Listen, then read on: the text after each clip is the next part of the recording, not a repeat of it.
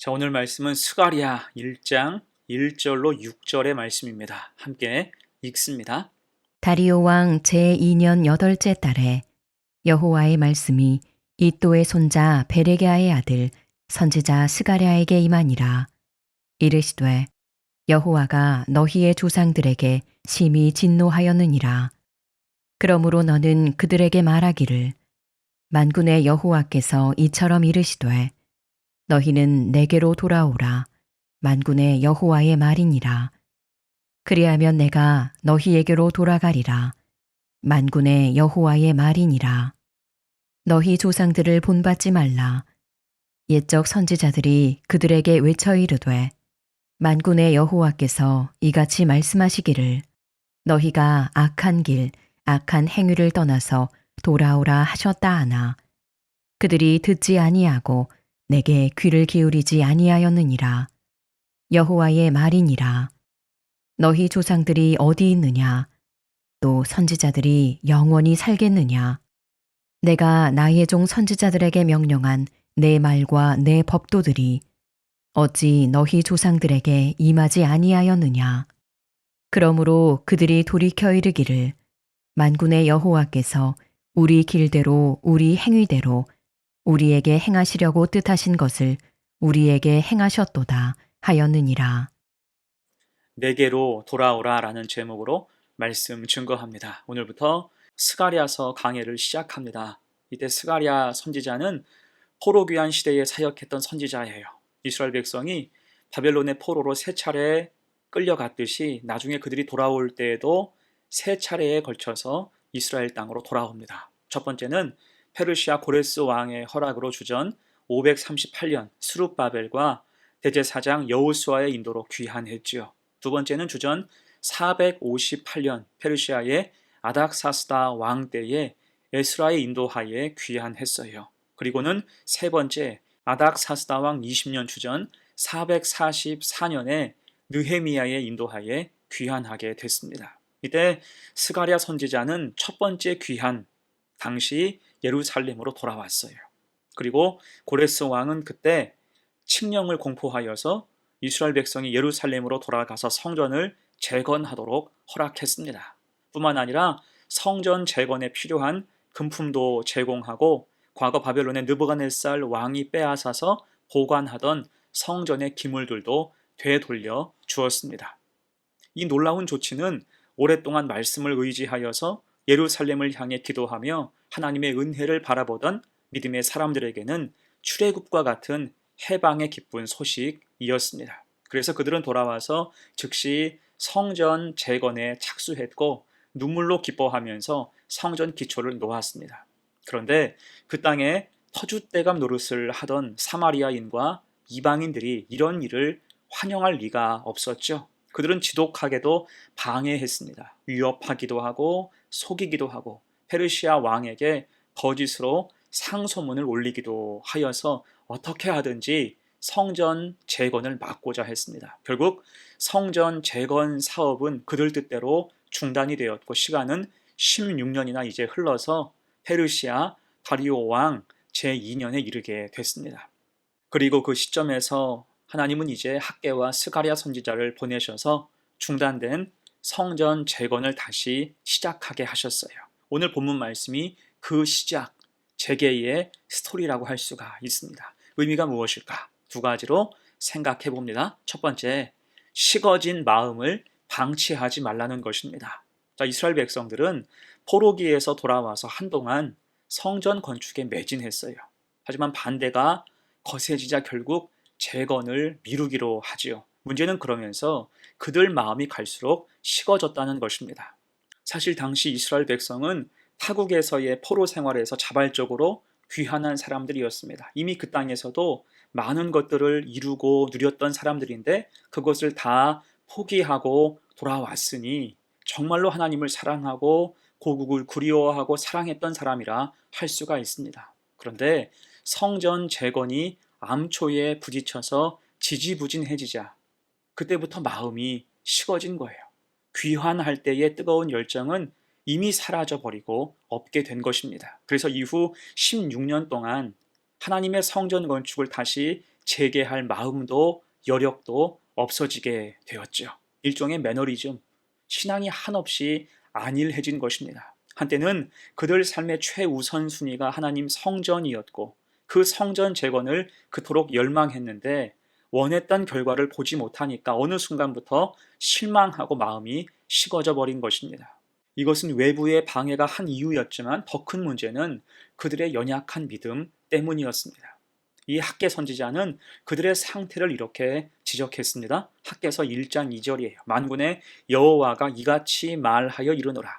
이 백성이 말하기를 여호와의 전을 건축할 시기가 이르지 아니하였다 하느니라.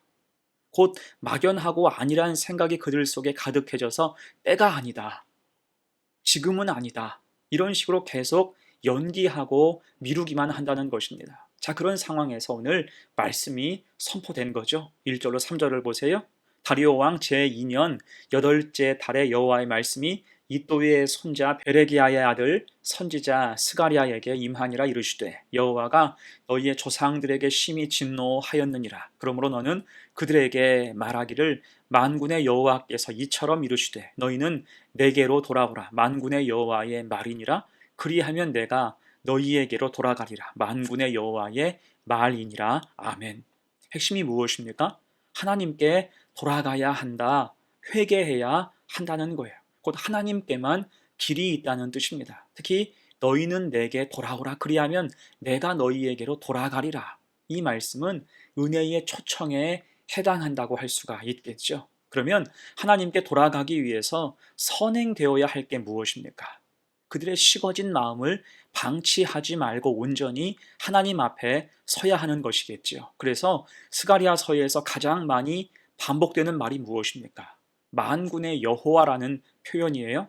스가랴 전체에서 53번이나 사용되고요. 3절에서는 3번이나 반복되고 있습니다. 곧 만군의 여호와, 우리 하나님을 하나님으로 바라볼 때 돌이키는 것은 선택사항이 아니라 신앙의 기본이며 근본이라는 것입니다. 반드시 준수하고 순종해야 한다는 거예요. 대신 돌이키지 않고 지금 사는 식으로 계속 안일하게 살아간다면 그 자체로 하나님과 하나님의 일에 대해서 반대하고 대적하는 자가 된다는 것입니다. 자, 이 사실을 기억하면서 우리도 혹시 식어진 마음이 있다면 그것을 방치하지 말고 하나님 앞에 진실하게 서야 할 줄로 믿습니다. 신앙은 마음에서 시작되며 마음이 식어지면 삶 전체가 흐려질 수 있어요. 겉으론 여전히 믿는 사람처럼 살아갈 수 있으나 그 신앙은 급격히 흔들려서 어지러워질 수밖에 없다는 것입니다. 이 오늘 하나님 말씀을 우리 마음에 새겨야 돼요. 너희는 내게로 돌아오라. 이 부르심은 우리를 향하신 사랑과 은혜의 초청입니다. 그리하면 내가 너희에게로 돌아가리라. 이 말씀을 마음에 잘 새겨서 식어진 마음이 아니라 뜨거운 마음으로, 아니란 생각이 아니라 분명한 믿음으로 주님을 따르는 복된 성도가 되시기를 간절히 축원합니다. 아멘. 두 번째예요. 본문이 주시는 교훈 두 번째, 악하고 미련한 전철을 밟지 말라는 것입니다. 오늘 4절이에요. 너희 조상들을 본받지 말라. 옛적 선지자들이 그들에게 외쳐 이르되 만군의 여호와께서 이같이 말씀하시기를 너희가 악한 길, 악한 행위를 떠나서 돌아오라 하셨다 하나 그들이 듣지 아니하고 내게 귀를 기울이지 아니하였느니라. 여호와의 말이니라. 아멘. 여러분, 이 말씀의 핵심적인 뜻이 무엇입니까? 조상들의 전철을 밟지 말라는 거예요. 스가랴가 바라보는 과거 조상들의 문제가 무엇입니까? 하나님께서 여러 선지자를 파송하셔서 그토록 회개를 촉구하셨건만 그들이 듣지 않았다는 거예요. 그럴 때 나라는 망하고 예루살렘은 무너지고 말았다는 거죠. 그런 면에서 지금 성전도 다 짓지 못한 백성들이 그 옛날의 조상들을 닮아가고 있다는 것입니다. 이것이 얼마나 가슴 서늘한 사실, 가슴 아픈 이야기입니까? 과거 조상들은 그래도 성전이라도 있었는데 지금 백성들은 성전도 없으면서 그 행실만 닮아가고 있다는 거예요. 이대로라면 답이 없다는 소리와도 같습니다. 자, 그럴 때 5절로 선포하죠. 너희 조상들이 어디 있느냐? 또 선지자들이 영원히 살겠느냐? 결과가 참담했다는 거예요. 조상들은 이미 가혹한 심판을 받았고 선지자들 역시 죽도록 고생했다는 거지요. 그러면서 이제 오늘 6절로 강하게 교훈합니다. 내가 나의 종 선지자들에게 명령한 내 말과 내 법도들이 어찌 너희 조상들에게 임하지 아니하였느냐. 그러므로 그들이 돌이켜 이르기를 만군의 여호와께서 우리 길대로 우리 행위대로 우리에게 행하시려고 뜻하신 것을 우리에게 행하셨도다 하였느니라. 아멘. 하나님 말씀과 법도들은 결코 땅에 떨어지지 않고 그대로 임했으니 지금 주시는 하나님의 뜻을 분명한 경고로 받아야 한다는 것입니다. 하나님 경고는 단순한 위협이 아니라 반드시 이루어지는 진리가 되기 때문이에요. 따라서 현재의 백성들은 조상들의 실패를 거울 삼아서 하나님 말씀에 순종해야 될 의무가 있고, 그것이 그들이 돌아온 땅에서 앞으로 은혜로 살아가는 최선의 방법이 된다는 것입니다. 여러분, 이 사실은 오늘을 사는 우리에게도 귀한 교훈이 돼요. 우리는 과거 죄의 결과나 어려움을 너무 쉽게 망각하는 경향이 있습니다. 이에 오늘 말씀은 우리에게 분명히 경고하고 있습니다. 조상들의 길, 죄에 대한 망각과 반복을 멈추라는 거예요. 곧 말씀 앞에서 겸손히 순종하며 믿음의 길을 가야 한다는 거지요. 이를 마음에 굳게 새기면서 일신 후 일신 매일 새로운 믿음으로 하나님 앞에 설 수 있는 그 믿음 가지고 살아가는 복된 성도가 되시기를 간절히 축원합니다. 그러면 이제 말씀을 마무리합니다. 오늘 말씀은 스가랴를 통해서 마음이 식고 안일한 죄의 모습이 반복되는 백성들에게 주신 말씀입니다. 특히 이것은 비단 당시 이스라엘 백성뿐 아니라 오늘을 사는 우리에게도 해당하는 말씀이에요. 사실 우리도 얼마나 믿음이 식어진 채 또한 안일한 채 살고 있습니까? 이에 오늘 하나님 말씀대로 우리도 하나님께로 돌아가야 하며 과거의 죄와 안일함의 반복, 그 영적인 함정에서 벗어나서 믿음과 삶을 새롭게 해야 할 것입니다. 그로 말미암아 은혜가 풍성한 삶, 영적인 질서가 확실한 복된 성도가 되시기를 간절히 축원합니다. 아멘. 함께 기도합니다. 은혜로우신 하나님, 오늘 스가랴 선지자를 통해서 주신 말씀을 감사드립니다. 때로는 식어진 마음으로 안일한 생각으로 주님을 멀리했음을 고백합니다. 이에 내게로 돌아오라라고 하신 주님의 은혜로운 초청에 응답하여서 진실한 마음으로 주님께 나아가게 하옵소서. 과거의 잘못과 실패를 되풀이하지 말고 주님 말씀에 순종하며 살아가는 신실한 성도가 되게 하옵소서. 그래서 오직 은혜로 살아가는 복된 성도가 되게 하옵소서. 감사드리며 예수님의 이름으로 기도합니다. 아멘.